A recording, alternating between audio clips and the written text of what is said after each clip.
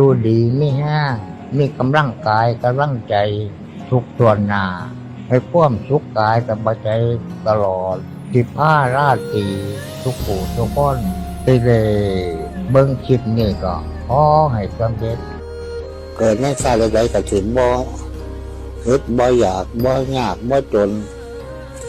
ติดเป็นคนบริบูรณ์เลยเข้าป่าอาหารเครื่องอยู่เครื่องกินเมื่อเกิดในรอยแห่งกาดมนุษย์แบบนี้ลูกหอบเอาใจมาเพิ่งปูศิลาด้วยใจมันลูกน้อมวันตาปู่มหา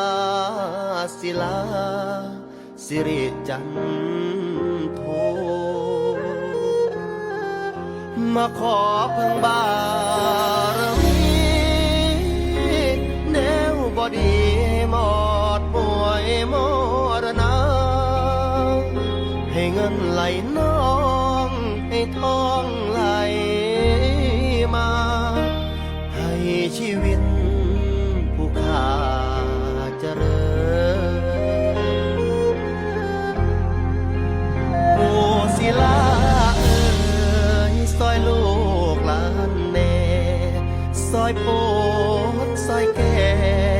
ให้ลูกมีกินให้ร่ำรวยคือเขาป่วยก็ให้เศร้าปลดหนี้ปลดสินมหาโชคบินเสินลงเดินหืนสานผู้ศิลา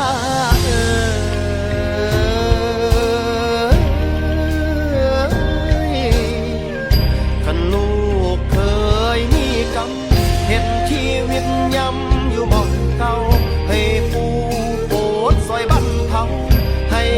ทูเล่านอลงได้เสพนิ้วยอวันเธอดีผู้ขาสิมามันหายปวดนี้ดีปวดใสให้ลูกได้สมปรารถนา